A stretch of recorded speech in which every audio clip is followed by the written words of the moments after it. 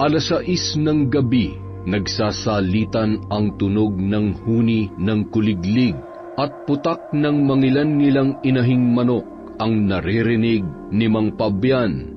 Isa-isa nang dumadapo sa mga puno ng kakao ang mga manok.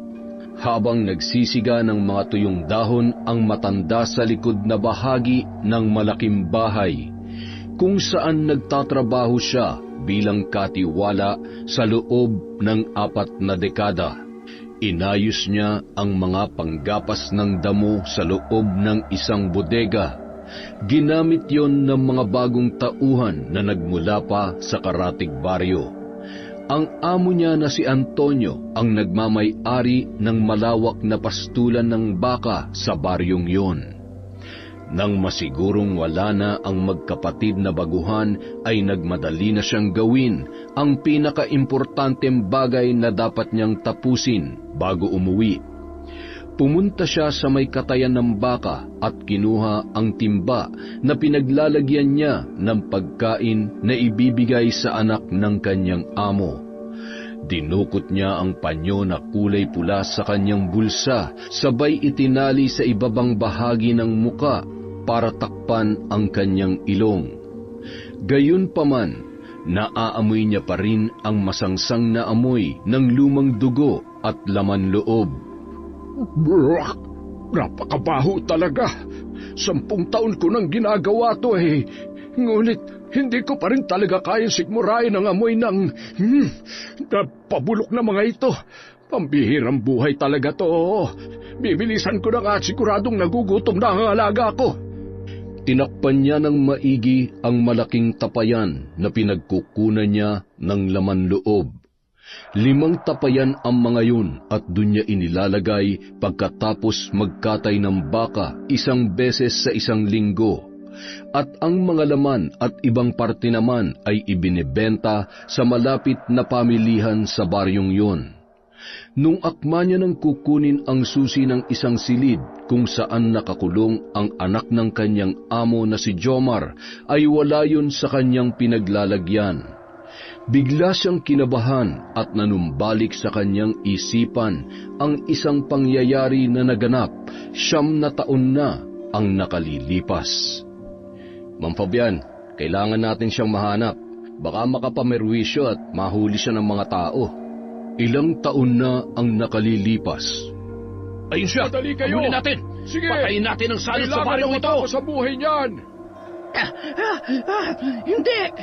Hindi niyo ako mahuhuli ng buhay!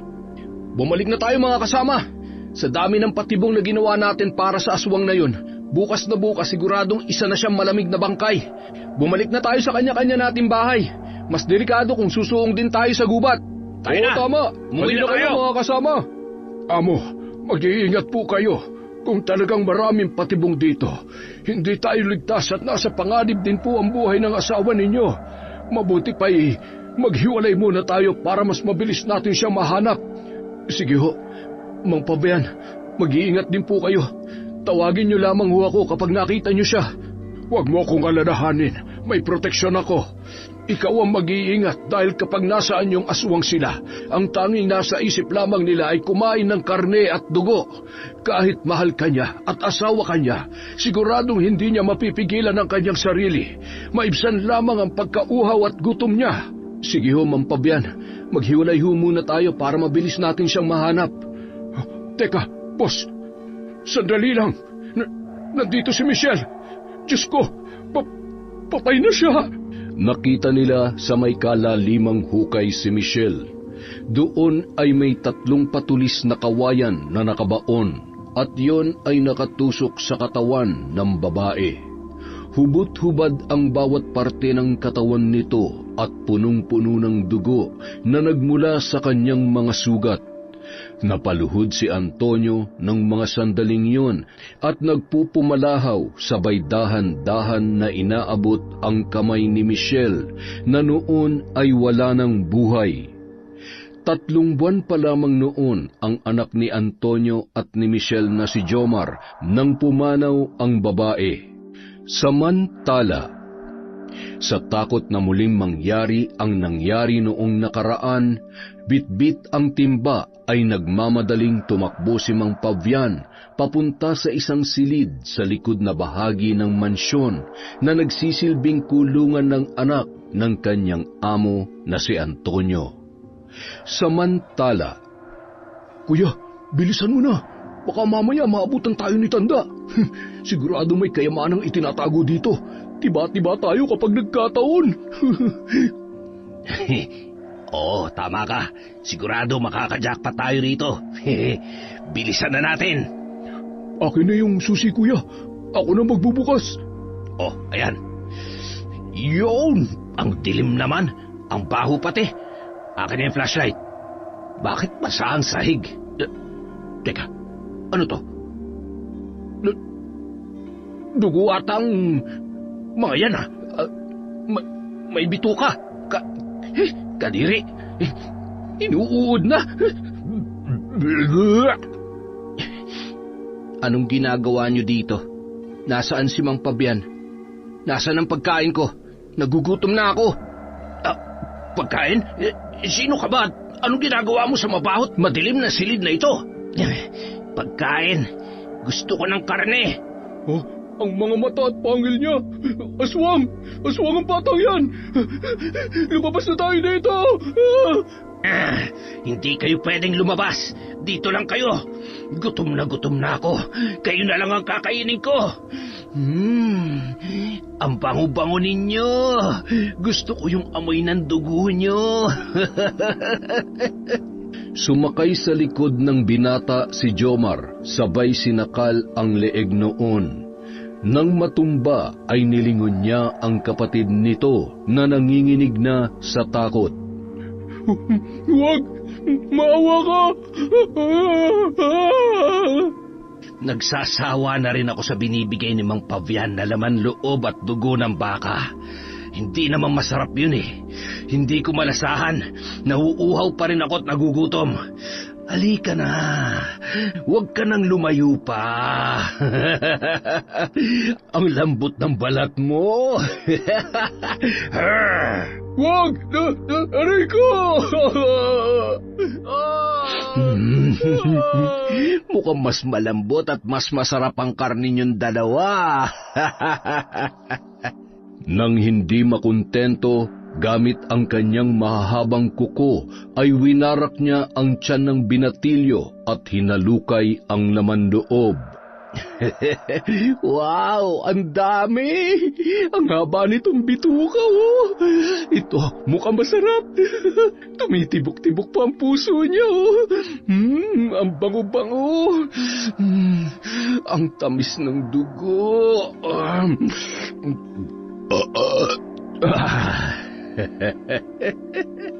Nang dumating si Mang Fabian, nagulat siya nang mapansin na nakabukas ang pinto ng silid kung saan nakakulong si Jomar. Kinapa niya ang pindutan ng ilaw. Nang lumiwanag ay nanlaki ang kanyang mga mata. Ha? Jomar, anong ginagawa mo? Paano? Itigil mo yan! Hindi sila pagkain! Huwag mo silang pakikialaman, Mang Fabian. Ngayon lang ako nakakain ng ganito kasarap na karne. Salbahe kang bata ka. Bakit kinagat mo ko? Kasi, huwag mo silang kukunin, Mang Fabian. Ayaw ko na ang laman loob ng baka. Hindi naman masarap yan eh. Paulit-ulit na lang yan ng kinakain ko. Nakakasawa na. Tingnan mo to, Mang Fabian, oh. Mapulang-mapulang dugo. Ang sarap po talaga nito. Ay, naku po, Diyos ko. Ito ang araw na kinakatakot ko. Ngayong nakatikim na siya ng tao, siguradong hahanap-hanapin niya na ito. Jomar, siguradong magagalit ang tatay mo. Mga tauhan niya ang mga yan. Tauhan? Ano yun? Akala ko pinapunta mo sila dito para kainin ko. Magagalit si tatay? Huwag mo akong isusumbong, Mang Fabian, ha? Ayaw ko magalit si tatay. Ay, sige na, maiwan muna kita. Diyos ko po, mahabagin. Ano ang gagawin ko? Paano kung hanapin ang mga kamag-anak nila ang magkapatid na ito? Nakakatakot kapag namumula ang mga mata niya. Siguradong Magagalit si boss sa akin nito. Ano ba naman kasi at masyadong mapangahas ang magkapatid na yon. Siguro'y may binabalak silang kung anong masama. Ayan tuloy. Ay nako, malaking problema ito. Matapos masigurong nakasara na ng maayos ay bagsak ang balikat na naglakad ang matanda papalayo sa silid na yun. Dumudugo ang kanyang sugat nang makasalubong niya ang kanyang apong si Onyok na kagagaling lamang sa pastulan ng baka para siguruhing maayos ang pagkakasara at nalagyan ng tubig ang mga plangganang painuman ng kanyang mga alaga. Yun ang kanyang ginagawa kapag wala siyang pasok sa eskwela. Lolo, tara na, uwi na po tayo. Teka, bakit? May sugat po kayo? Huwag niyong sabihin na kinagat kayo ni Jomar. Hala, ang laki niya na. Huwag mong problemahin yan. Maghihilom din yan mamaya. May mas malaki tayong problema kaysa dito, Apo. Oh, ano yun, Lolo? Yung 2 baguhan, pumasok sa kulungan ni Jomar. Ano? Patay? Nakita ba nila si Jomar? Nakita nilang kaibigan ko? Sinaktan ba nila si Jomar, Lolo? Hindi nila sinaktan si Jomar. Kaya lamang, wala na sila. Yung isa may kagat sa leeg. Yung isa naman, warak na ang tiyan at nilalantakan ni Jomar nung dumating ako. Kaya nung inawat ko, ayun, nadali rin ako. Tuwang-tuwa pat. Ay, ewan, kung bakit ba naman kasi... Ay, mula sa araw na ito, huwag ka na magdadala ng pagkain at makikipaglaro sa kanya. Delikado. Mahirap na, hindi natin kontrolado kung anong tumatakbo sa isip niya. Kahit anong gawin natin, lalabas at lalabas pa rin ang pagiging halimaw ni Jomar. Pero Lolo, kawawa naman po si Jomar. Alam niyo naman na ako lang ang nag-iisa niyang kalaro at kaibigan. At saka, kilalang kilala niya na ako kaya siguradong wala siyang gagawing masama sa akin. Lagi ko nga siyang napapatawa kapag nagkukwentuhan kami. Ay, Apo, makinig ka na lamang sa sinasabi ko, ha? Huwag matigas ang ulo. Mabuti pa'y mauna ka nang umuwi. Magsaing ka na at magluto ng ulam. Kailangan ko lang munang kausapin si Amo. Sige po, Lolo. Mag-iingat po kayo pag uwi, ha? Malungkot na umalis si Onyok habang nag-aalala para sa kanyang kaibigan na si Jomar. Halos magkaedaran lang silang dalawa. Bagamat may kanya-kanya ng pamilya, ang mga magulang niya ay si Lolo Pavian na talaga ang nagpalaki sa kanya. 7 taon pa lang si Jomar nung una silang nagkita ni Onyok at mula noon ay naging matalik na silang magkaibigan. Gustuhin niya mang tulungan ng kaibigan niyang si Jomar ay wala siyang magagawa, lalo na't alam niya na magagalit ang kanyang lolo sa oras na suwayin niya yon. Samantala, pagdating ni Antonio mula sa bayan kasama ang kanyang bagong asawang si Angelica, ay nagulat sila nang madatnan na naroon pa rin sa mansyon si Mang Pavian. Sa ekspresyon ng mukha ng matanda ay tila ba matagal na itong naghihintay sa kanila. Bitbit ni Angelica ang mga pinamiling gamit.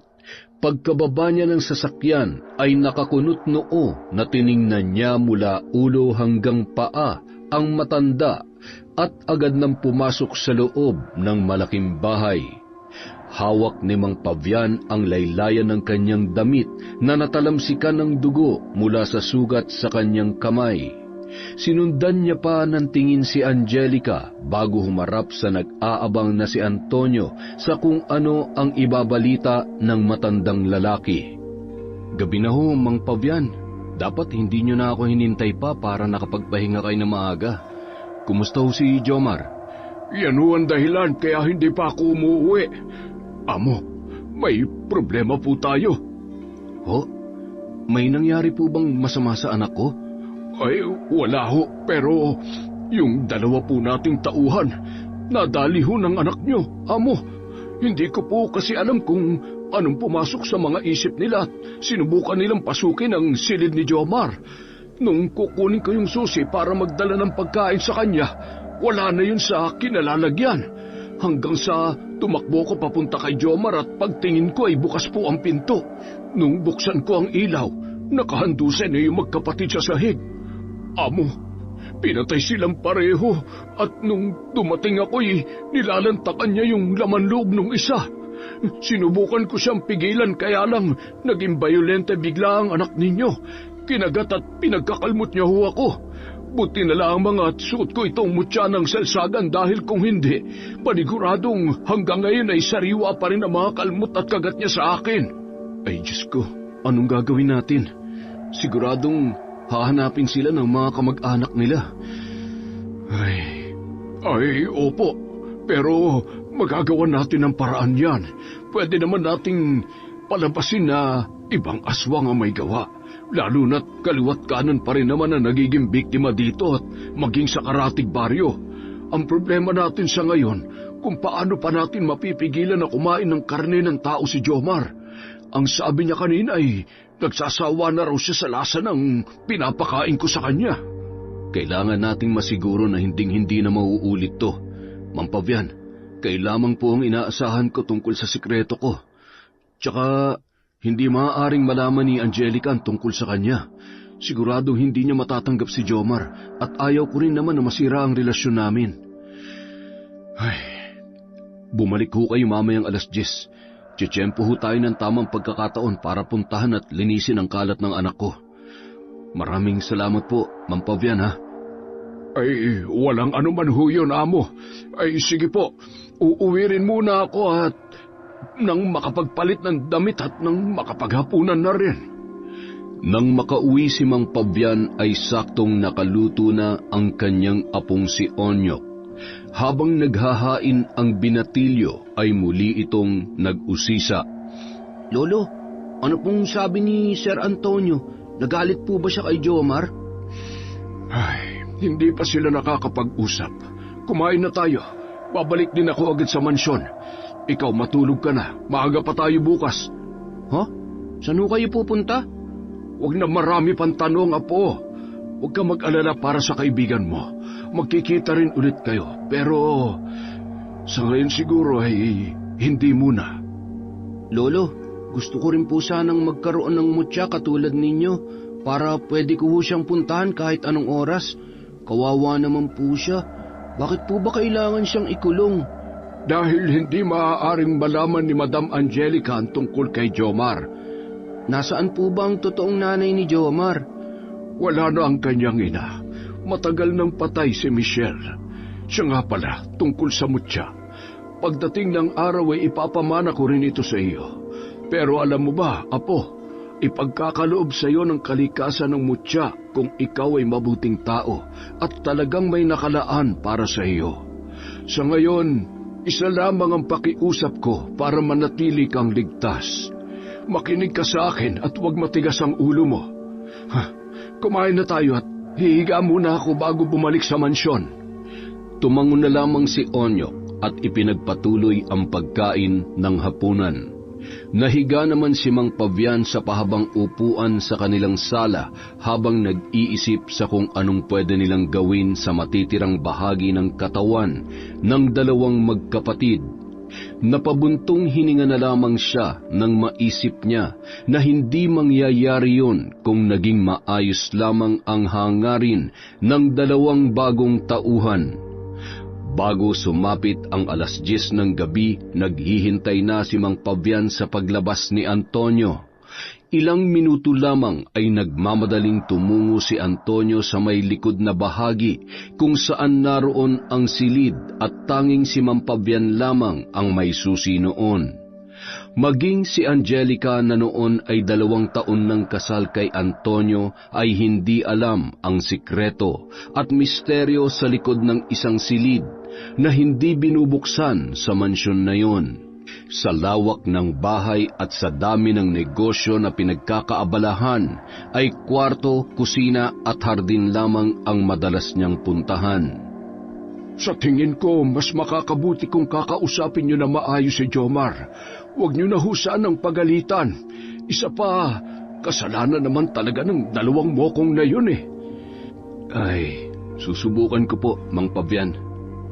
Nang buksan ni Mang Pavian ang pinto at ilaw, nanlaki ang kanilang mga mata nang makitang nakahandusay sa sahig si Jomar. Punong-puno ng dugo ang damit, gayon din ang muka at mga kamay nito. May hawak pa ang kanang kamay na isang mahabang bituka. Wala ng laman at kung may tiraman sa ibang bahagi ay halatang nilapa yun gamit ang matatalas na pangil. Hiwa-hiwalay na rin ang mga buto sa iba't ibang parte ng katawan ng dalawang lalaki.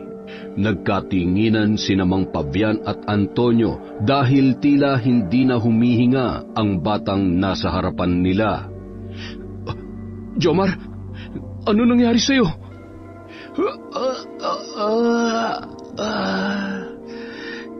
Tatay, ikaw nga. Bakit ngayon lang kayo nagpunta? Busog na busog po ako ngayon, tatay. Pwede niyo po ba akong kargahin? Kinabahan naman si tatay sa iyo eh. Ay, bakit mo ginawa yun? Di ba sabi ko naman sa iyo hindi ka pwedeng tumikim ng karne ng tao? Hindi ka naman ginugutom ah. Tatay, di ko naman talaga bala kainin sila, kaya lang mukha silang masasamang tao eh.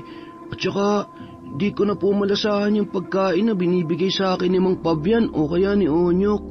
Nakakasawa na po talaga. Anak, makinig ka sa akin.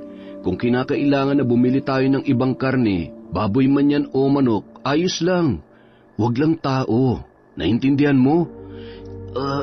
Sige po, tatay. Hindi na po mauulit. Tatay, pwede na po ba akong lumabas? Sabi po ni Onyok, maganda raw po sa labas eh. Masaya at maganda daw pong maglaro doon kesa dito. Anak, mas ligtas ka dito. Huwag nang makulit kung ayaw mo magalit si tatay, ha? Mang Pabian, makikisuyo naman po ng mga yan. Ilagay nyo na ho sa sako. Pakilinisan nyo na rin ho tong silid at pakipaliguan nyo na rin po muna tong anak ko. Hihintayin ko na lang ho kayo sa sasakyan. Kailangan natin mailigpit ng maayos ang mga yan. Tatay, aalis ka na po. Tatay. Lumabas sa silid na yon si Antonio. Hindi niya na nilingon pa si Jomar na patuloy pa rin sa pagtawag sa kanyang pangalan. Napabuntong hininga siya at naguguluhan sa kanyang nararamdaman. Pasensya ka na kung ipinagkait ko sa iyo ang buhay at ganda ng mundo. Gusto lamang kitang protektahan. Ayaw kong mawala ka katulad na nangyari sa nanay mo. Sana pagdating ng araw ay maintindihan mo ko. Patawarin mo ko, anak. Samantala, habang pinapaliguan ni Mang Pabian si Jomar, nagulat siya nang bigla itong magsalita. Mang Pabian, mahal po ba ako ni tatay? Galit po ba siya sa akin? Ikaw talagang bata ka. Siyempre mahal ka ng tatay mo at sa tingin ko ay hindi naman siya galit sa'yo. Basta wag mo nang gagawin ulit yon. Wag ka na magtatangkang kumain ng tao, ha? Kahit po masama sila, kahit sila na mismong pumunta dito, paano po kung saktan nila ako? Basta iho, itong tatandaan mo, hindi ka masasaktan kung dito ka lamang at susunod ka sa sinasabi ng tatay mo at siyempre sa akin. Alam mo, para na rin kitang apo, Jomar. Apo? Di po ba yun ang tawag nyo kay Onyok? Ibig po bang sabihin, apo nyo rin ako katulad niya? Ay oo naman, at katulad ni Onyok, mahalaga ka rin sa akin. Biglang niyakap ng mahigpit ni Jomar ang matanda at hinimas-himas naman ni Mang Pabian ang likod ng bata.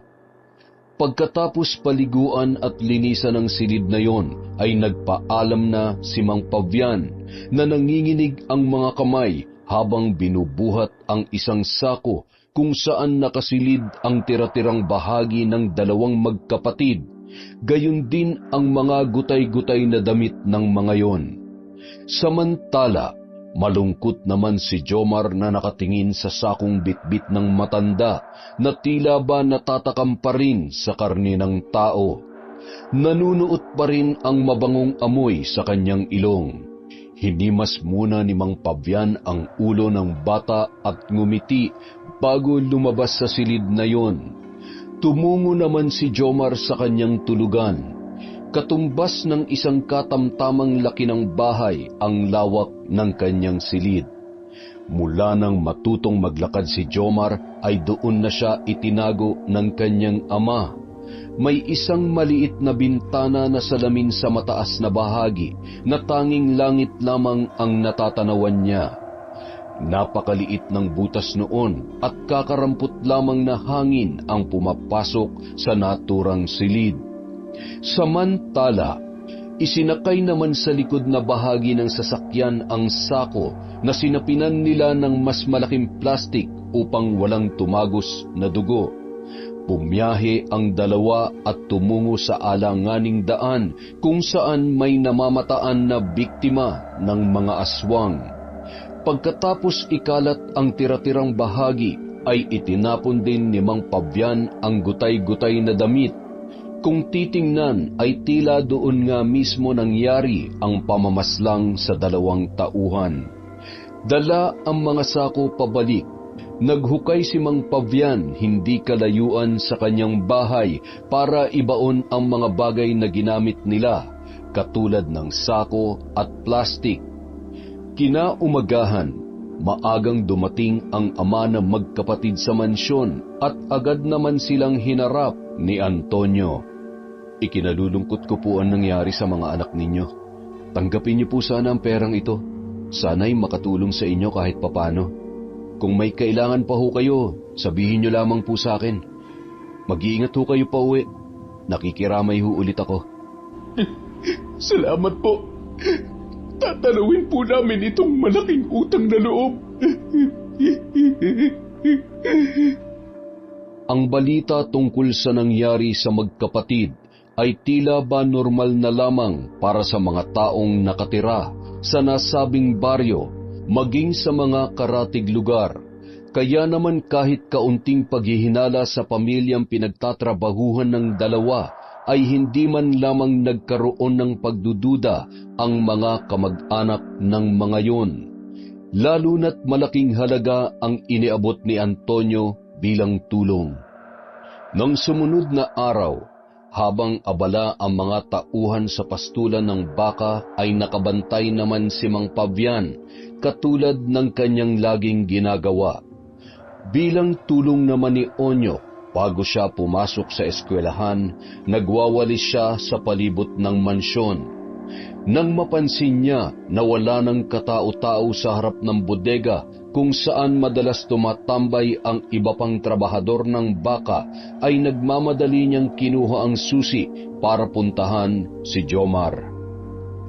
Dali-dali niyang binuksan at isinara ang pinto ng silid na yon. Jomar, uy gising! Ang himbing naman ng tulog mo. Gusto mo bang kumain? O, Onyok, ikaw pala. Ang sarap ng tulog ko. Alam mo, pinuntahan ako ni tatay kahapon. Kaya lang, galit yata sa akin kasi, Kasi kumain ka ng karne ng tao. Ikaw kasi, bakit mo ginawa yun? Kasi nagugutom na ako Pero alam mo, masarap pala talaga at manamis-namis ang dugo ng tao. Yun nga lang, hindi ko na pwedeng ulitin yun. Baka lalong ikulong na ako dito habang buhay ni tatay.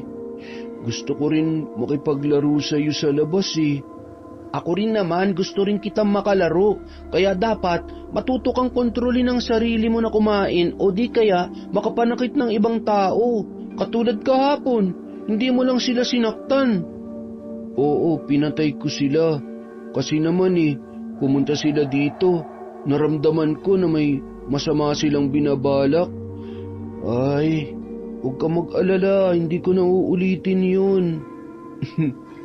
Ayaw ko naman magalit si tatay sa akin. Onyok. Ano yun? Nagugutom ka ba? Hindi. Busog na busog pa kaya ako. Pwede mo ba akong tulungan na makalabas dito? kahit sandali lang. Naku, hindi pwede. Paano kung makita ka ng mga trabahador o kaya ng ibang tao? Eh di sa gabi na lang, pwede naman yun, di ba? Di ba sabi mo, wala ng mga tao sa labas kapag gabi? Sa bagay, huwag ka mag-alala, gagawa ko ng paraan. Basta, sandali lang ha. Kapag nahuli tayo ni Lolo o di kaya ng tatay mo, pareho tayo mapapagalitan nun. Oh, sige na, aalis na ako. Basta, pag nakahanap ako ng pagkakataon sa gabi, babalikan kita dito. Tatapusin ko lang yung winawalis ko. Papasok pa ako sa eskwela eh, ha? Papasok sa eskwela? Ano yun? Ano? Basta sa susunod, ikukwento ko sa'yo. Kapag may pagkakataon, tuturuan din kita magbasa at magsulat. Maraming bata dun. Kaya lang, mga salbahe sila. Lagi nila akong tinatawag na anak araw. Kaya nga, ikaw lang ang kaibigan ko eh. Nang umalis si Onyok ay nakaramdam ng kakaibang saya si Jomar, na tila ba hindi na siya makapaghintay sa sinabi ng kanyang matalik na kaibigan na si Onyok. 5:00 ng hapon, pagkagaling sa eskwelahan ay agad na nagluto ng hapunan si Onyok. Paulit-ulit niya ring iniisip kung paano niya pagbibigyan ang kahilingan ni Jomar. Sa katunayan, matagal niya nang gustong gawin yon dahil naaawa na siya sa kalagayan ng kanyang kaibigan na umiikot lamang ang buhay sa 4 na sulok ng silid na yon. Nang dumating si Mang Pavian ay agad siyang sinalubong ng napakatamis na ngiti ng kanyang apong si Onyok. Aba, mukhang masayang-masaya ang apo ko ah. Wala bang nang-away sa iyo sa eskwelahan? Meron po. Kaya lang po, sanay na ako eh. Hindi ko na lang po sila pinapansin. Ganun ba? Eh, nakapagluto ka na ba ng ulam? Napakasipag naman talaga ng apo ko. Maaasahan ka talaga. Siyempre naman po. At saka, para maaga rin po tayo makakain ng hapunan. Alam ko naman pong napagod na naman kayo sa pagbabantay ng mga trabahador ni Sir Antonio. Eh, papaanong hindi? Sa araw-araw na ginawa ng Diyos, lahat ng mga dapat gawin ay kailangan pang ipaalala sa kanila. Ay, makakain na nga at mukhang masarap tong niluto ng apo ko. Pagkatapos maghapunan ay agad na rin pumunta si Mang Pavian sa kanyang silid. Nagpalit siya ng damit bago tuluyang inihilata ang kanyang katawan sa higaan na banig na nakalatag sa semento. Nang mapansin ni Onyok na mahimbing nang natutulog si Mang Pavian, pinagdugtong-dugtong niya ang unan sabay binalot yon ng kumot. Pagkatapos ay dahan-dahan siyang lumabas ng silid. Kinuha niya ang flashlight at dumaan sa pinto sa kanilang kusina. Hindi naman gaanong kalayuan ang mansyon kaya mabilis lang din siyang nakarating doon. Dumaan siya sa bandang likod kung saan may isang kalakihang butas sa bakod. Dahan-dahan siyang lumusot doon at palakad takbong pumunta sa kinaroroonan ng kanyang kaibigan na si Jomar. Samantala, napabalikwas ng bangon si Jomar nang marinig niya ang kaluskos at naamoy niya ang kaibigan na noon ay binubuksan ang pintuan. Bumalik ka. Sabi ko na eh. Halika na. Basta pangako mo, hindi mo ako tatakasan at hindi ka rin lalayo sa akin ha. Saglit lang tayo at baka magising si Lolo. Mapapagalitan tayo nun. Tara na. Oh, tumayo ka na dyan. Bakit ka ba gumagapang? Kayain mo ako. Ganito maglakad ang mga tao. Hindi naman ako tao eh. Tao ka pa rin. Mas mabait ka pa nga kaysa sa ibang bata eh. Ikaw, hindi mo ako inaaway at sinasaktan. Samantalang sila, kahit wala naman akong ginagawang mali, lagi silang galit at nananakit sa akin. Gusto mo takutin ko sila? Wag! Mga salbahe yun. Baka mapahamak ka pa. Ano yun? Ang galing. Umiilaw. Bilog na bilog at ang daming maliliit na liwanag. Ang lamig ng hangin dito, Onyok. Ang tawag dyan, buwan at mga bituin. Ito ay ang lupa at kapag tumingala ka naman, ang tawag dyan, langit. Yan naman, mga puno at halaman. Uy, may tao dun. Bakit ka nagtatago? Ayun o, may tao nakatingin sa atin. Hindi tao yan, ang tawag dyan, estatwa. Parang tao pero hindi. Iyon, anong tawag dun? Kotse. Sinasakyan niya ng tao. Sa tatay mo yan. Talaga? Kay tatay yan? Ang ganda. Gusto kong sumakay dyan. Huwag ka mag-alala. Basta mapatunayan mo sa tatay mo na mabait ka at hindi ka talaga masama katulad ng ibang aswang, hindi ka niya kailangang ikulong at sigurado makakasakay ka rin dyan. Nakasakay ka na ba dyan? Hindi pa. Mahirap lang kasi kami kaya wala kaming pambili ng ganyan. Yung bahay namin hindi kasing ganda ng bahay ninyo. Pagkatapos maglibot-libot ay naisipan ng dalawa na lumabas at pumunta malapit sa bahay nila Onyok. Diyan kayo nakatira? Ang daming bahay dito ah. Habang nag-uusap ang dalawa, may kung anong mabangong na amoy si Jomar. Hinanap niya yun hanggang sa makarating siya sa isang palikuran. Saktong papasok doon ang isang buntis na animoy hirap sa paglalakad dahil malaki na ang tiyan noon. Bitbit ng kanyang kanang kamay ang isang maliit na timba na may lamang tubig at ang kaliwa naman ay nakasalo sa tiyan ng nasabing buntis na babae. Ano kayang laman ng tiyan niya? Bakit ang laki? Ang bango-bango. Nagugutom ako. Gusto kong kumain. Gusto ko yung laman ng tiyan niya. Uy, teka Jomar, huwag ka na magtago. Tara na, bumalik na tayo. Kailangan ko na rin matulog. May pasok pa ako bukas eh. Wala, saan na kaya yun? Pasaway talaga yung kaibigan kong yun oh. Sabi nang wag lalayo sa akin eh. Nung mga sandaling yun, paglabas ng buntis sa palikuran ay hindi siya makakilos o makasigaw man lang sa labis na pagkagulat nung makita ang isang batang nakangisi, mapula ang mga mata at nakalabas ang mga pangil. Nabitawan nito ang timba sabay na paupo na parabang iniwanan ng lakas ang buo niyang katawan. Hinila ni Jomar ang paa ng nasabing babae. Inabot ng babae ang timba sabay ipinukpok sa ulo ni Jomar. Nandilim ang paningin ni Jomar dahilan para siya ay magalit. Gamit ang kanyang mahabang kuko ay tinusok niya ang lalamunan ng babae. Ang galing ko. Akala mo ah. Kasabay noon ay ang dahan-dahan niyang pagwarak sa malaking tiyan ng naturang babae. Nanlaki ang mga mata niya nang makita ang sanggol na nasa loob ng sinapupunan. Dahan-dahan niyang kinuha yon at mabilis na nilantakan. Matapos yon, pumasok siya sa palikuran. Mayroong isang putol na container na mayroong laman na tubig. Iniangat niya yon sabay ininom. Pagkatapos ay nagpunas pa siya sa puting tela na nagsisilbing pinto ng palikuran. Palingon-lingon siya sa paligid sabay hinanap ang kanyang kaibigan na si Onyok. Oh, saan ka ba nang galing? Hinanap kita, bigla ka na lang nawala. Akala ko tinakasan mo na ako. Teka, bakit may dugo ka sa damit? Jomar naman eh, di ba nag-usap na tayo? Manok lang ang kinain ko. Nagutom kasi ako eh.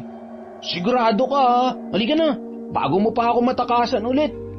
Nang makabalik sa mansyon ng magkaibigan ay agad na dumampot si Jomar ng 2 bato. Isang may katamtamang laki at isang patulis. Oh, ano naman ang gagawin mo dyan? Oh, wala. Laruan ko lang. Bukas ulit ha. Tumango na lamang si Onyok na noon ay humihikab na habang kumakaway sa kanyang kaibigan. Nang makaalis si Onyok ay agad niyang hinawi ang isang malapad na aparador. Nababakas doon ang malalim na kalmot ng kanyang mga kuko. Gamit ang bato ay pinukpok niya yon hanggang sa matibag ang maliit na parte ng pader. Hindi niya tinigilan yon hanggang sa makalikha siya ng maliit na butas. Masyadong malakas si Jomar ng gabing yon dahil sa kinain niyang sariwang bata mula sa sinapupunan ng ina nito. Kinaumagahan. Apo! Apo! Ano ba't hindi ka pa bumabangon? Hindi ka ba papasok? Lolo, inaantok pa po ako. Masakit po ang lalamunan ko at masakit po ang ulo ko. Ay nako, nagpapalusot ka na naman. Ang sabihin mo, tinatamad ka na naman pumasok. O siya, kung hindi mo kayang bumangon at talagang masama ang pakiramdam mo, magpahinga ka na lamang muna. Paglabas ni Mang Pavian sa kanilang bahay ay narinig niya ang hiyaw ng isang lalaki hindi kalayuan. Agad siyang naglakad papunta sa pinagmulan ng ingay na narinig niya nung mga oras na yon, na para bang may kung anong pinagkakaguluhan. Nadaanan niya ang nagkukumpulang mga tao at agad na rin siyang nakiusisa. Marisa! Marisa, asawa ko!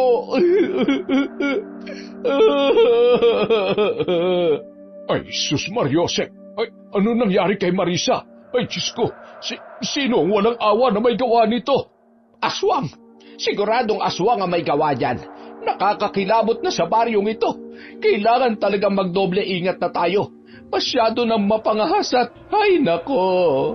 Napailing-iling na lamang si Mang Pavian ng mga oras na yon. Di na rin siya gaanong nagtagal pa at dumiretso na sa pastulan ng mga baka. Pagkagaling sa pastulan ay pumunta siya sa mansyon. Agad naman siyang tinawag ni Antonio na may bitbit na plastik na may kung anong laman. Amo, para saan po ito? Karning baboy ho, para po kay Jomar. Kumusta po siya? Eh, maayos naman. Palagi siya nagtatanong tungkol sa'yo. Baka gusto mong kahit sandali lang ay... kahit isang beses lang sa isang araw ay makita ka niya. Gustuhin ko man po, pero natatakot po ako na malaman ni Angelica ang tungkol sa kanya, kaya... Ay, nako. Naiintindihan kita. Pero huwag mong kakalimutan na kailangan ka pa rin ng anak mo. Oo, naiiba siya, pero... bata pa rin siya na naghahanap ng kalinga ng magulang. Eh, sige na. Pakakainin ko na lang muna siya. Mang Pavian, maraming salamat ho sa pag-aalaga sa kanya. Huwag po kayong mag-alala. Naghihintay lamang po ako ng tamang pagkakataon para sabihin kay Angelica ang tungkol kay Jomar. Sana lamang po ay matanggap niya ang anak ko. Alam mo, kung talagang mahal ka ni Angelica, sa tingin ko, matatanggap niya si Jomar. Kung mahal ka niya, mamahalin at tatanggapin niya rin ang anak mo. Pagkatapos mag-usap ay dumiretso na si Mang Pavian kay Jomar. Mang Pavian, si tatay, kailan po siya ulit pupunta dito? Medyo marami pang ginagawa ang tatay mo. Hayaan mo, kapag may pagkakataon ay pupunta ulit yun dito. Sa ngayon, kumain ka na lang muna. Diba, sabi mo, nagsasawa ka na sa baka. Heto, karning baboy ito at ang tatay mo bumili nito, kaya ubusin mo, ha? Sige po, mamaya na. Busog pa po ako eh. Busog ka pa rin. Kakaunti lang ang kinain mo kagabi, ha? Siyempre po, nabusog ako dun sa kinain ko na... Kinain na... Wala po. Mang Pavian, ano pong tawag sa tao na may... malaking tiyan? Busog? Kung babae naman ay malamang buntis yun. Buntis? Ano po yun? Ay, paano ba?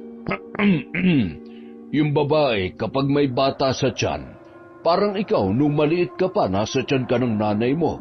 Ay, teka, saan ba nang gagaling ang mga tanong mong yan? Eh, hindi ka pa naman... Kasi po, malaki ang tiyan nyo eh. Bilog na bilog po oh. May nakatira rin po bang bata dyan? Tsaka paano po nakakapasok yung bata sa tiyan? Ay, sus Mariosep na bata ito. Jomar, apo, kainin mo na lamang ito kapag nagutom ka na. Marami pa kasi akong gagawin eh. Hamot sa susunod ay magkukwentuhan ulit tayo, ha? Mang Pavian. Oh, ano yun? Pwede ko po bang hawakan ng tiyan ninyo? Ay, Diyos mio kang bata ka. Walang bata dyan. Puros hangin lang ang laman yan. Napakunot noon na lamang si Mang Pavian sa naging usapan nila ni Jomar. Samantala, Mahal, may bagong biktima na naman pala ng aswang dito sa baryo natin. Grabe no, halos araw-araw may balita tungkol sa mga nabibiktima ng mga halimaw na yan. Alam mo, kung may kakayahan lang ako manghuli ng aswang at tapusin sila, ginawa ko na. Hay nako. huwag mo na lamang intindihin ang mga ganyang balita. Tinatakot mo lang ang sarili mo eh. Hindi ko tinatakot ang sarili ko. Kung meron man akong dapat ikatakot, yun ay para sa batang nasa sinapupunan ko. Para sa magiging anak natin. Ha? Talaga? Magkakaanak na tayo? Oo, kaya nga hindi ako mapakali sa mga balita tungkol sa aswang. Alam mo naman na gustong-gusto nilang amoy ng buntis, diba? Mahirap na. Kaya, nako, subukan lang nila. Raratrating ko talaga sila ng baril. Salamat sa Diyos at magkakaanak na tayo, mahal ko. Basta, huwag ka nang lalabas ng bahay sa alanganing oras, ha? Walang mangyayaring masama sa inyo ng anak natin. Huwag kayong mag-alala dahil puprotektahan ko kayo. Talaga lang ha? Napakaswerte ko naman talaga sa asawa ko. At syempre, maswerte ang magiging anak natin dahil ikaw ang magiging tatay niya.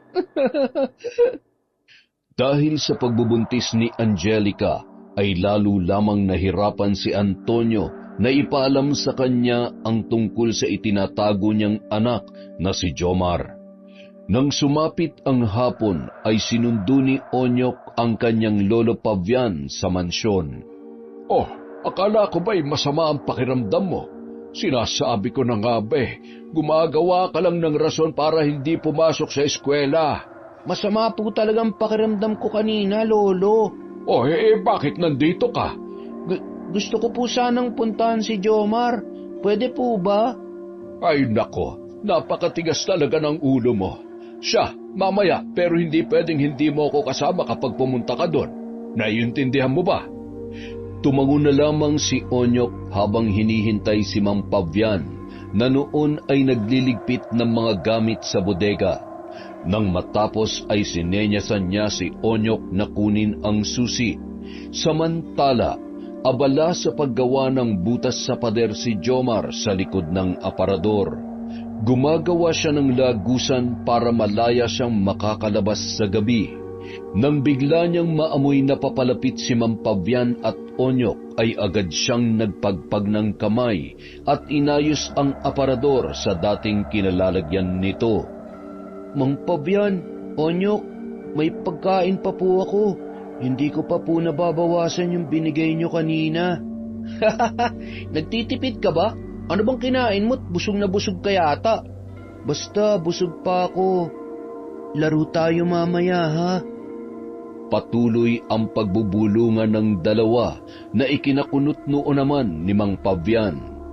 Ano bang pinag-uusapan ninyo? Talagang nagbubulungan pa kayo? Ay, bakit parang napakaraming alikabok dito? Saan pa nanggaling ang mga ito? Hayaan nyo na lang po yan, Mang Pavian. Ako na lang po ang magwawalis ng mga yan. Para makauwi na ho kayo ni Onyok.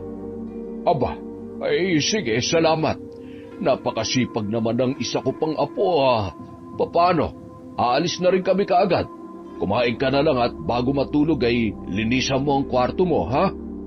Tumango lamang si Jomar bilang tugon, sabay lumapit ulit kay Onyok at muling may ibinulong. Mamaya ulit ha, hihintayin kita. Ay nako, kayo talagang dalawa. Isara mo na nga na maayos yan, Onyok. Umuwi na tayo't nararamdaman ko na ang sakit ng mga tuhod ko sa maghapong pagtatrabaho. Huwag ho kayo mag-alala, pagdating ho natin pwede na kayong kumain at matulog na maaga, lolo. Nagsayang at nagluto na po ako ng ulam natin. Aba, ay napakasipag naman talaga. Masama pa ang pakiramdam mo niyan. Ay, mukhang naisahan mo na naman ako kanina. Pagsapit ng 8:00 ng gabi, mahimbing nang natutulog si Mang Pavian nang bumangon sa higaan si Onyok at muling tinakpan ng kumot ang mga unan.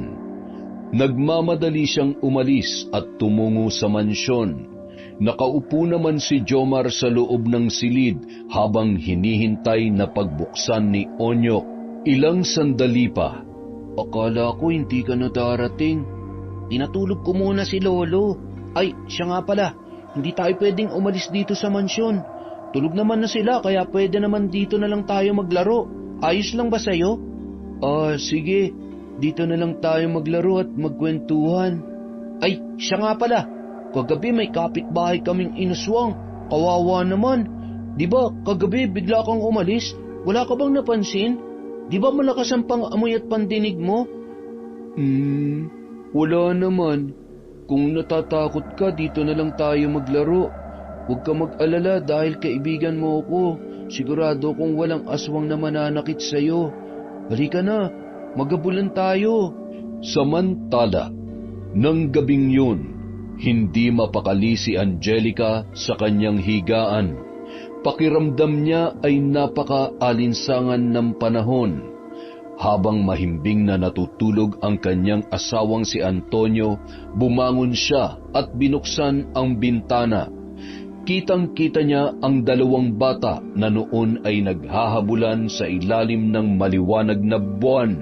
Napakunot-noo siya at napalingon sa kanyang asawa. Antonio, may mga batang naglalaro sa labas. Hindi ko mamukaan pero sigurado ako sa nakita ko.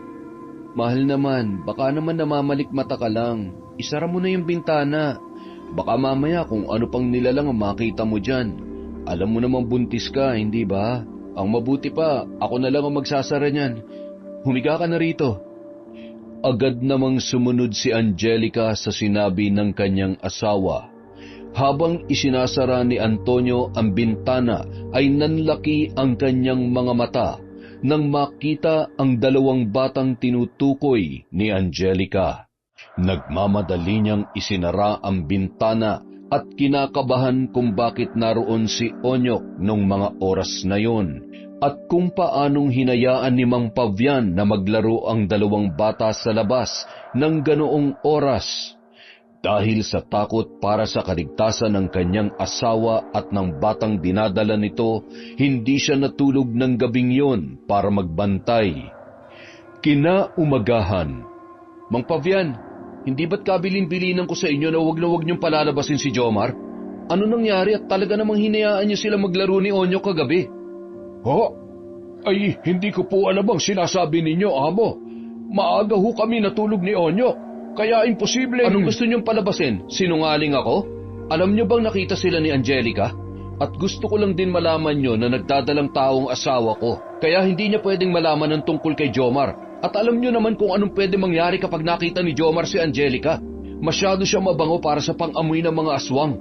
Nasaan ho ang susi? Sumunod kayo sa akin. Amo, ano ho ang gagawin ninyo? Nagmamadaling binuksan ni Antonio ang silid. Nadatnan nilang tulog na tulog si Jomar. Hinubad ni Antonio ang kanyang sinturon at inihampas yun ng 3 beses sa kanyang anak. Tatay, tama na po. Bakit niyo po ako pinalo? Ayaw ko na po. Ayaw ko na po, tatay. Ang tigas talaga ng ulo mo. Sabi mo sa akin ang totoo. Huwag na huwag ka magsisinungaling. Kailan ka pa lumalabas sa gabi? Kailan pa? 2 gabi pa lang po. Gusto lang naman po namin maglaro ni Onyok. Wala naman po akong ginagawa masama, tatay. Huwag niyo pong pagagalitan si Onyok at si Mang Pavian. Wala po silang kasalanan.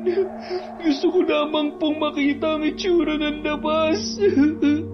Ayaw ko na po dito, tatay. Ayaw ko na po. Napakatigas talaga ng ulo mo. Makinig ka sa akin. Dito ka lang at kahit anong mangyari, hindi ka pwedeng lumabas. Subukan mo lang ulit na suwayin ako. Hindi lang yan ang aabutin mo. Naintindihan mo ba?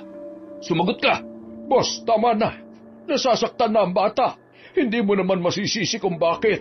Dahil sino pa naman ang gugustuhin makulong na parang hayop sa silid na ito? Hindi ba kayo naaawa sa anak ninyo? Hindi nyo siya hinahayaang mabuhay na malaya. Hindi mo alam ang sinasabi mo. Tauhan lang kita kaya wala kang karapatang pangunahan ako. Pagsabihan mo yung apo mo at mula sa araw na ito, ayaw ko na siyang makita rito. Nanlilisik ang mga mata ni Antonio sa loob ng mahabang panahon na paninilbihan ni Mang Fabian. Yun ang pangalawang beses na nakita niya ang galit sa mga mata nito. Nilingon ni Mang Fabian ang nakasuksok na bata sa kanto ng kanyang kamang hinihigaan at nanginginig pa rin sa sobrang takot. Hindi ako mahal ni tatay. Salbahe siya. Ayaw ko na sa kanya. Ayaw ko na sa kanya. Apo, huwag ka nang umiyak. Galit lang ang tatay mo kaya kanya nasaktan. Mahal ka niya. Mahal na mahal ka ng tatay mo. Alam mo ba si Onyok? Napapalo ko rin yun kapag may mali siyang ginagawa o kaya kapag masyado na matigas ang ulo niya. Pero kahit napapalo ko siya, napapagalitan, mahal na mahal ko pa rin siya. Lalo lamang nilakasan ni Jomar ang pag-iyak. Umalis si Mang Fabian para kumuha ng pagkain, kaya lamang pagbalik niya, anumang pilit niya ay ayaw nitong galawin ang kanyang inihain. Hanggang sa hinayaan na muna siya ni Mang Fabian na mapag-isa. Nang makaramdam ng gutom si Jomar ay agad niyang sinunggaban ang laman loob ng baka na dinala ni Mang Fabian. Pagkatapos kumain ay ipinagpatuloy niya ang pagsira sa pader na pwede niyang daanan anumang oras niya gustuhin. Nang araw na yun, tuluyan na siyang nakagawa ng maliit na butas kung saan pwede na siyang dumaan. Bago umalis si Mang Fabian ay sinilip niya muna ang kalagayan ni Jomar. Hindi ito nagsalita pero nung papaalis na lamang siya, bigla yung yumakap ng mahigpit sa kanyang likod. Huwag ka nang malungkot. Hamot, kakausapin ko ulit ang tatay Antonio mo, ha? Tumango lamang si Jomar. Sabay gumulong ang butil-butil niyang luha na pinahid naman ni Mang Fabian bago ito tuluyang umalis. Pagdating niya sa bahay ay nadatnan niya si Onyok na nagsasaing. Oh, bakit po ang aga niyo ngayon, Lolo? Ikaw, bakit ang aga mo na magluto ng hapunan? Siyempre po kasi sigurado kong gutom na kayo. Di sige, bilisan mo't nagugutom na nga ako. Pagkatapos kumain ng hapunan, agad nang nahiga si Mang Fabian. Nang marinig ang paghilik ng matanda, ay dahan-dahan na bumangon si Onyok. Akma niyang bubuksan ang pinto nang biglang, Saan ka pupunta, ha? Sinasabi ko na nga ba eh. Bumalik ka dito. Balik! Luan! Alam mo ba na dahil sa kalokohan at katigasan ng ulo mo, napalo kanina si Jomar? Galit na galit si Amo at hindi ka na niya pinapayagang pumunta pa sa mansyon. Ano ba naisip mo at hinahayaan mo lumabas ang kaibigan mo, gayong alam mo na bawal at delikado? Sorry po, Lolo. Naawa lang naman po ako kay Jomar. Gusto lang naman po namin na maglaro. Hindi ka alis dito. Hindi ka tatayo dyan hanggat hindi ko sinasabi. Opo, Lolo. Sorry po. Bumalik sa higaan ang matanda habang patuloy naman sa paghikbi si Onyok. Hindi dahil sa sakit ng kanyang tuhod, kundi dahil sa pag-aalala niya para sa kanyang kaibigan na si Jomar. Samantala, pagkatapos magpalit ng damit pantulog ni Angelica ay kinuha niya ang suklay at humarap sa salamin. Habang sinusuklay ang kanyang buhok ay napalingon siya nang biglang bumukas ang pinto.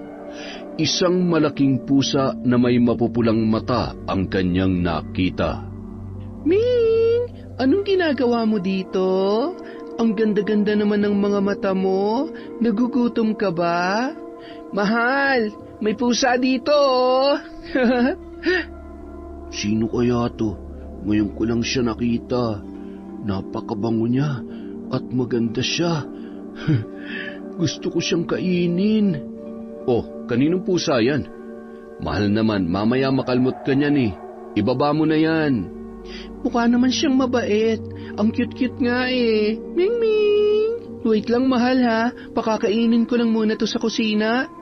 Si tatay, may kasama dito sa bahay si tatay. Bakit tinatawag niyang mahal? Siya ang mahal ni tatay. Kaya pala ayaw na sa akin ni tatay dahil ikaw ang mahal niya. Hindi pwede. Munda ka sa akin. Oh, huwag kang malikot. Baba ka muna ha. Kukuha lang ako ng pagkain mo. Anong gusto mo? Manok o isda? Malamang ikaw. Gusto kitang kainin para wala akong kaagaw kay tatay. Bumaba ng hagdan si Angelica mula sa ikalawang palapag. Habang naghahanda ng pagkain para sa pusa, biglang nawala sa paningin ni Angelica ang naturang pusa. Ming! Asan na yun? Ming, heto ng pagkain mo.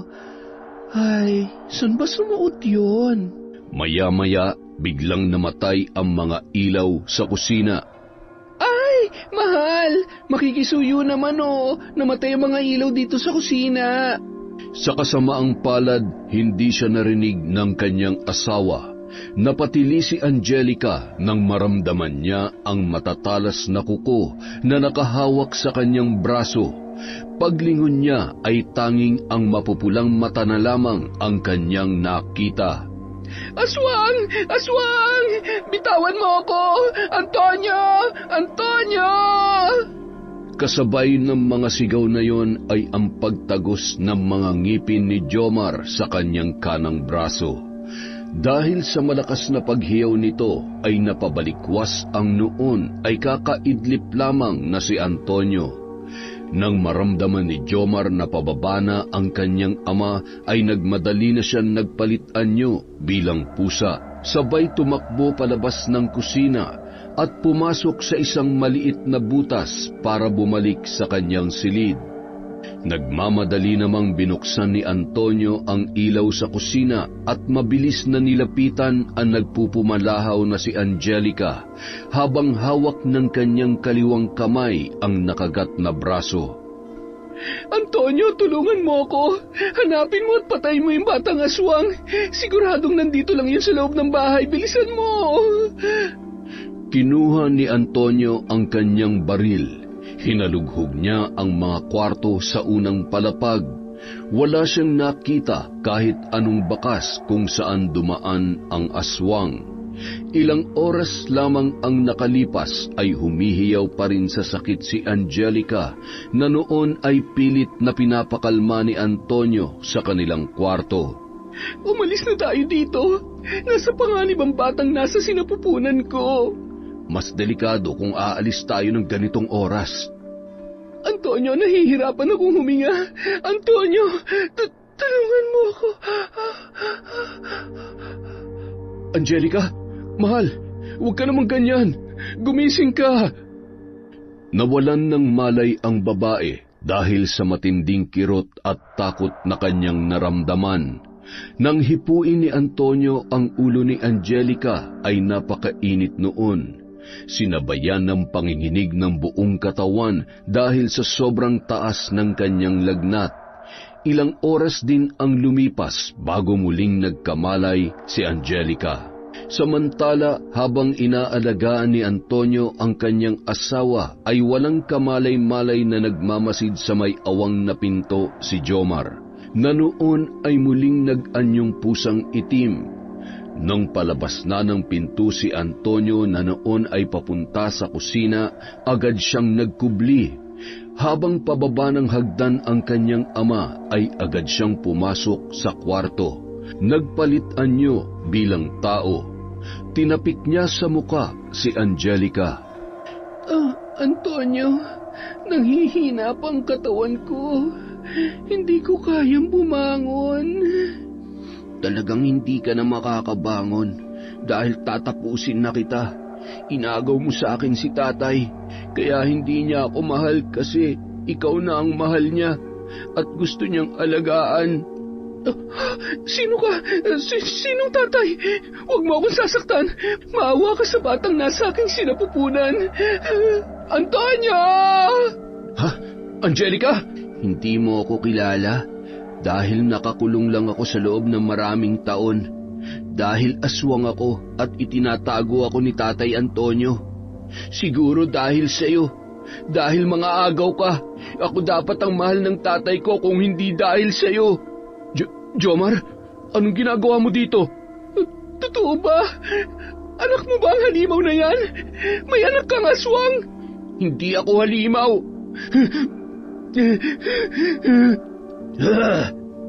Walang kasing bilis na pumaibabaw kay Angelica ang batang aswang. Pinagkakalmot niya yon sabay hinawakan ng leeg at akma niyang sasakmalin nang biglang itinutok sa kanya ni Antonio ang baril. Tama na! Hindi ako magdadalawang isip na patayin ka kapag hindi ka nakinig sa akin. Kaya mo akong patayin, tatay? Hindi mo talaga ako mahal. Bago mo ako mapatay, sisiguruhin ko na mamamatay din ang babaeng ito. Wag! Walang kasing bilis na binitiwan ni Jomar si Angelica at siya'y nakalundag. Dahilan para makaiwas siya sa bala ng baril. Nagpalipat-lipat siya ng pwesto para linlangin ang kanyang amang si Antonio. Nilundag niya yon at kinagat sa braso dahilan para mabitawan nito ang baril na hawak-hawak. Walang kasing bilis niyang ibinalibag yon sa labas ng kwarto at isinara ang pinto.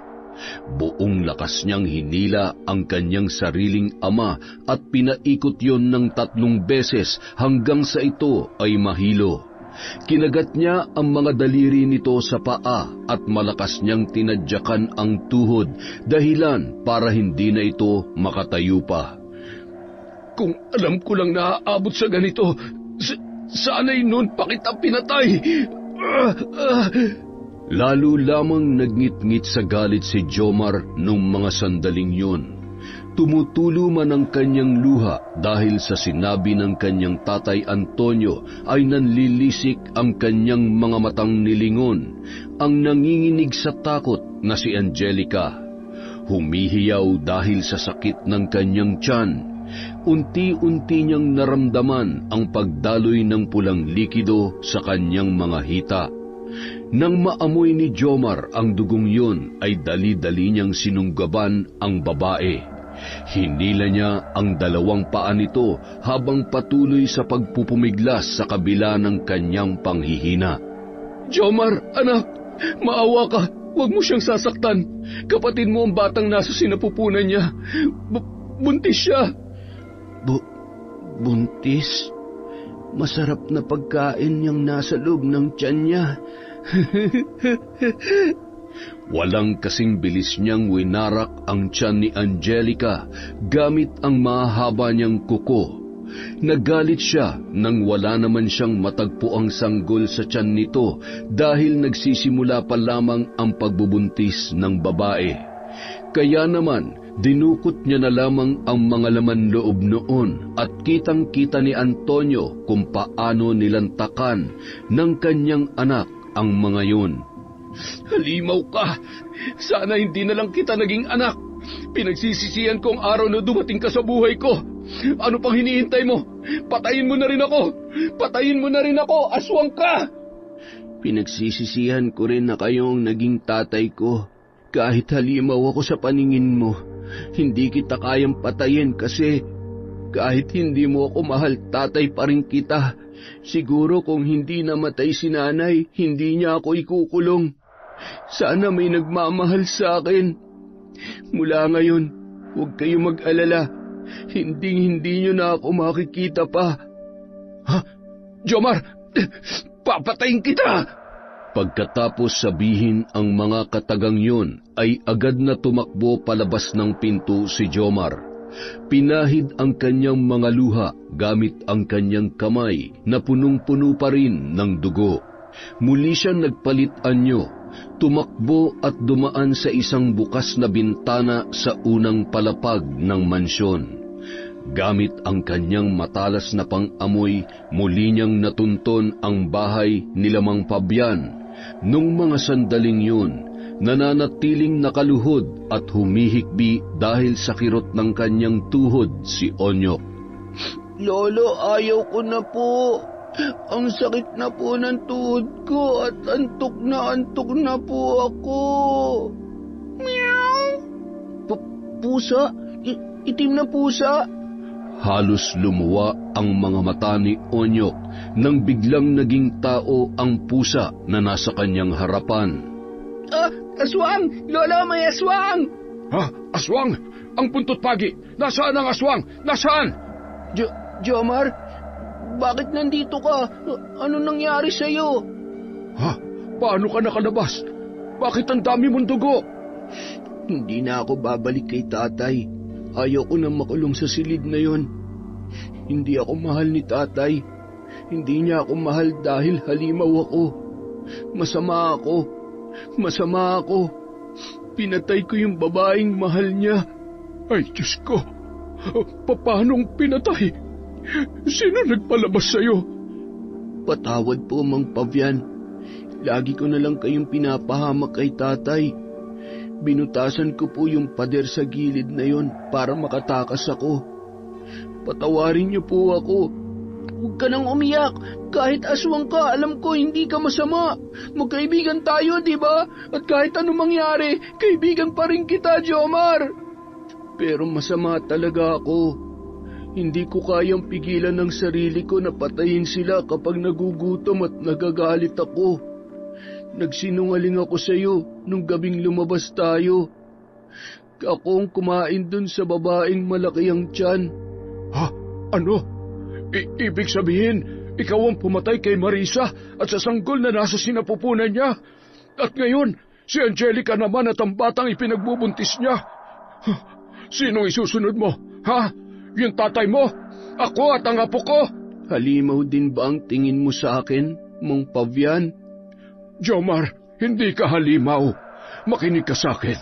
Hanapin mo ang kabutihan dyan sa puso mo. Mas pairalin at itatak mo sa isip mo ang pagiging tao para malabanan mo ang sarili mo na huwag pumatay. Mang Fabian, si tatay, hindi niya pwedeng malaman na nandito ako. Kapag gumaling ang mga sugat at pilay niya sa paa, siguradong papatayin niya ako. Papatayin niya ako, Mang Fabian. Hindi niya magagawa yun. Naniniwala ako na galit lang siya, kaya niya nasabi yun. Walang ama na maghahangad ng kamatayan sa kanyang anak. Pero nagawa niya na. Dahil gusto niya akong mamatay. Pinagsisisihan niya na naging anak niya ako.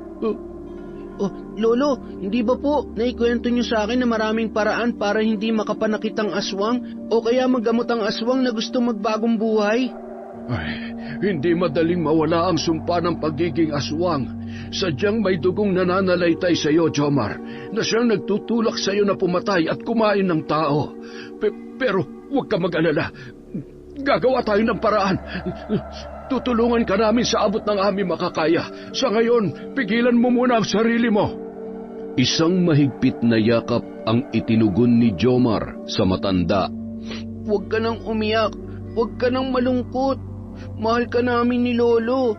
Kahit ayaw na sa'yo ng tatay mo, aalagaan ka pa rin namin. Pero huwag ka nang mananakit at kakain ulit ng tao, ha? Kapag nahuli ka ng mga taong naghahanap sa aswang, siguradong... Antok na talaga ako. Halika na. Pahiramin kita ng damit. Matulog na tayo. Lolo, pwede na po ba? Oo, sige na. Sa susunod, kapag inulit mo pang sumuway sa akin, talaga namang... Ay, sige. Ay, teka muna sandali. Isuot mo itong kwintas na ito. Ho? Pero bakit ho? Paano ho kayo, Lolo? Huwag na maraming tanong. Aalis ako. Titingnan ko lamang ang kalagayan ng mag-asawa sa mansyon. Jomar, Onyok, huwag kayong lalabas, ha? Naiintindihan nyo? Tumango lamang ang magkaibigan bilang tugon sa matanda. Nagkwentuhan ng dalawa habang naghahanap ng damit sa isang malaking karton para pamalit ni Jomar.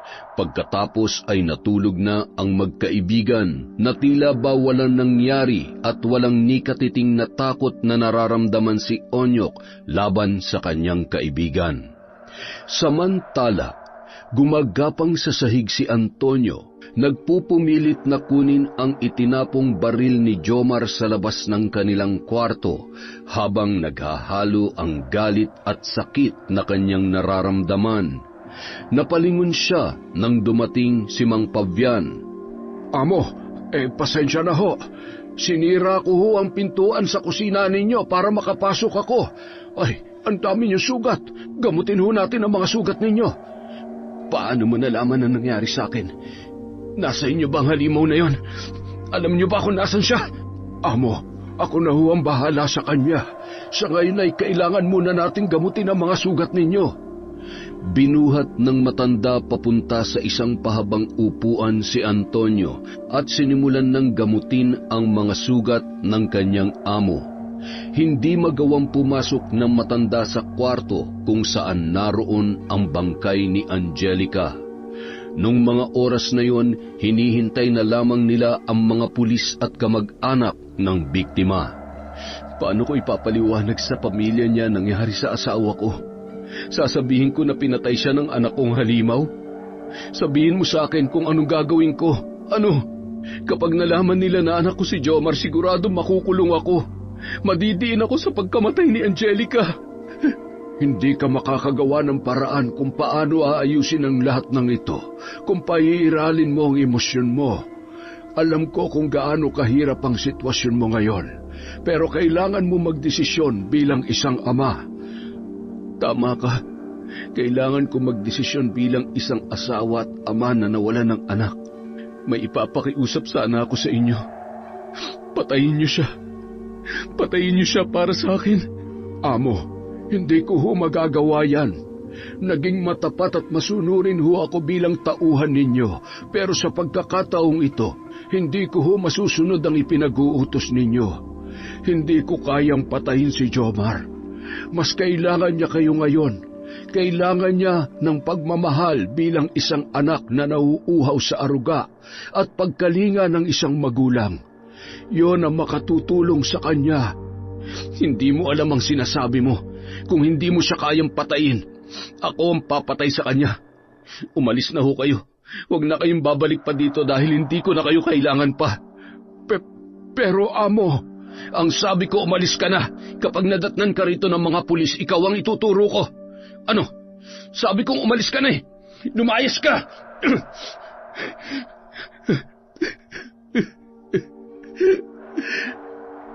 Makalipas ang isang linggo, patuloy pa rin ang bali-balita tungkol sa pagkamatay ni Angelica sa buong baryo.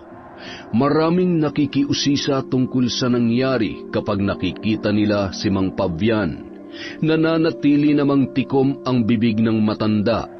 Ang madalas niyang tugon, hayaan niyo na lamang ang mga pulis na mag-imbestiga. Samantala, dahil wala ng trabaho ay nagpasya na lamang si Mang Pavian na magtanim ng pwede niyang ipambenta para may mapagkukunan sila ng pagkain sa araw-araw. Dinagdagan niya ang alaga niyang manok para naman kay Jomar. Kung minsan ay bumibili pa siya ng karning baboy at sariwang dugo. Isang araw noon, papunta sila sa kabilang baryo para puntahan ang isang sikat na albularyo na pinaniniwalaan na may kakayahang magpahina at magpagaling ng aswang. Bukal sa kalooban ni Jomar na talikuran ang pagiging halimaw niya, hindi para matanggap siya ng kanyang ama, kundi para hindi niya masaktan ang dalawang taong nagmamalasakit sa kanya. Yun ay walang iba kundi si Mang Pavian at ang kanyang kaibigan na si Onyok. Nakabihis na sila nang biglang dumating si Antonio. Lasing at tila ba wala sa sarili nung mga sandaling yun. Sabi ko na nga ba, dito lang kita makikita. Ibaba mo yung baril, Antonio. Baka tamaan ng bala ang anak mo. Wala akong anak na halimaw. Huwag mo akong pipigilan kung ayaw mong ikaw ang barilin ko. Wag po! Huwag niyong sasaktan si Lolo at si Jomar! Pakiusap po! Tatay, wag po. Wala akong anak na halimaw. Wag! Mga apo, tumakas na kayo. Wag na wag kayong babalik sa lugar na ito. Alagaan niyo ang isa't isa. Lolo! Halika na, Jomar! Ang sama-sama mo! Patawarin niyo ako, Lolo. Nangako ako sa inyo na hindi na ako mananakit ng tao pero kailangan ko kayong ipaghiganti. Nung mga oras na yon ay walang awa niyang sinunggaban at pinagkakalmot si Antonio, habang nagpupumalahaw naman si Onyok. Tumayo si Onyok at hinila ang kamay ni Jomar. Tumakbo sila ng tumakbo hanggang sa makarating sila sa gubat. Patawarin mo ko. Kasalanan ko kung bakit namatay si Lolo. Huwag mo nang sisihin ang sarili mo. Hindi ikaw ang pumatay sa kanya. Ginawa lang ni Lolo yun kasi mahal ka rin niya. Kaya kahit siya pa ang mamatay, ayos lang. Kailangan natin balikan ang bangkay ni Lolo. Kailangan natin siyang ilibing bago natin lisanin ang lugar na ito. Huwag mo akong iiwan, ha. Kahit tayo na lang dalawa, tutulungan natin ang isa't isa. Pangako, hindi tayo maghihiwalay kahit anong mangyari. Pipilitin kong magbago at magsimulang muli, katulad ng sabi ni Lolo Pavian. Mahigpit nilang niyakap ang isa't isa habang patuloy sa pagpatak ang kanilang mga luha dahil sa pagkawala ng kanilang lolo na si Mang Pavian. Nang masigurong wala ng tao ay kinuha nila ang katawan ng matanda. Nagdala sila ng mga gamit na kakailanganin sa paglibing kay Mang Pavian at sa kanilang paglalakbay sa kalagitnaan ng gubat. Matapos nilang maghukay ay ibinaon nila ang katawan ng matanda sabay tinabunan yon ng lupa. Tinaniman nila yon ng halamang sampagita. Sampagita ang tawag sa halamang ito. Mabango ang bulaklak at kulay puti na maliliit. Paborito niya ito, Jomar. Kahit saan man tayo makarating sa paglalakbay natin, babalik at babalik tayo dito para bisitahin si Lolo. Magkahawak ang kamay at may bitbit na tig-isang sako. Isang paru-parong puti ang kanilang sinundan.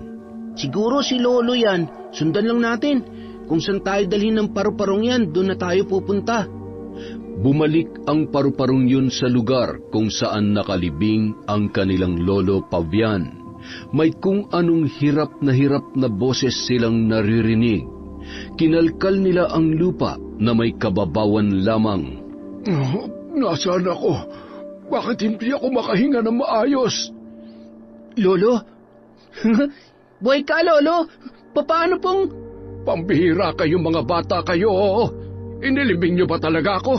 Nawalan na ako na malay sa dami ng dugong nawala sa akin. Malayo sa bituka ang bala na tumama sa akin.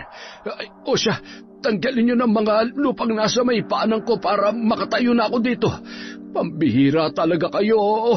Sa babaw ng hukay niyo ay kung nagkataon pagpipiestahan ako ng mga sigbin dito. Kailangan pa rin natin matanggal ang bala dyan sa may braso niyo, Lolo. Kailangan natin pumunta sa ospital. Wala tayong pera. Diyos na lang ang bahala sa akin. Alam ko na po. Ako na lang ang magtatanggal ng bala dyan sa sugat nyo. Kailangan nyo lang tiisin ang... Agad na hinawakan ni Jomar ang braso at dinukot ang nakabaon na bala doon. Nagpumalahaw naman sa sobrang sakit si Mang Pavian. Nanginginig ang kanyang buong katawan sa kirot na kanyang nararamdaman. Bigyan niyo ako ng tubig. Nagdidilim ang paningin ko. Binigyan nila ng tubig ang matanda at maya-maya ay hinubad ni Onyok ang kwintas at isinuot yon kay Mang Pavian. Naramdaman ng matanda ang pag-init ng kanyang buong katawan. Nanlaki ang mga mata ni Jomar na makita na unti-unting naghihilom ang sugat ni Mang Pavian. Aswang ka rin, Lolo? Ay hindi, apo. Anting-anting ang kwintas na ito na nagpapahilom ng sugat ko. Ay, pambihira naman talaga. Pinahirapan niyo pa ako. Hindi man lamang sumagi sa isip ko ang kwintas na yan. Nagpahinga muna ang matanda at nang manumbalik ang kanyang lakas ay nagpatuloy na sila sa paglalakbay. Nakarating sila sa isang liblib na baryo. May nadatnan silang lumang bahay at napakarami ng talahib sa paligid noon. Matagal na panahon nang wala nakatira dyan. Maraming taon na nakalipas. Isang dalaga na nagngangalang Michelle, maagang naulila sa magulang. Ang sabi niya noon ay magtatrabaho siya sa... hindi ko na matandaan kung saan Basta mula nung araw na yon, hindi ko na siya nakita pa. Hindi kaya ang Michelle na tinutukoy niya ay ang ina ng batang ito? Lolo, kayo lang din pong mag-isang nakatira sa kubo ninyo? Ay, oo, isa kong albularyo, iho. Kaya lang ay bibihira na akong manggamot dahil sa halip na pasalamatan ay nahuhusgahan pa ako ng mga tao. Kaya mas pinili ko na lamang na manirahan dito. Malayo sa mga tao at malayo rin sa panghusga nila. Ay, mga apo, mukhang tininig ng Diyos ang panalangin ko. Sa wakas ay... Ay, nako, pasensya na, hindi na ako nagpapaligaw. Isa pa, matanda na tayo. Ay, Sus Mariosep, ang ibig ko hong sabihin, kakailanganin ko po ang tulong ninyo para sa aking apo na si Jomar. Ay, ganun ba? Akala ko naman ay... Nakangiting tiningnan ni Jomar ang matanda. Hinawakan nito ang kanyang kamay at sinabi, "Huwag kang mag-alala, iho. Matutulungan kita." Sa paglipas ng panahon, namuhay sila ng payapa sa liblib na lugar na yon. Isang malaking pagbabago ang tuluyang niyakap ni Jomar. Nananalaytay man sa kanya ang dugo ng pagiging aswang, ay natulungan siya ng albularyo sa tulong ng isang kwintas na ipinagkaloob sa kanya nito. Mula noon, kaya niya nang kontrolin ang kanyang sarili at tuluyan ng talikdan ang madilim niyang katauhan.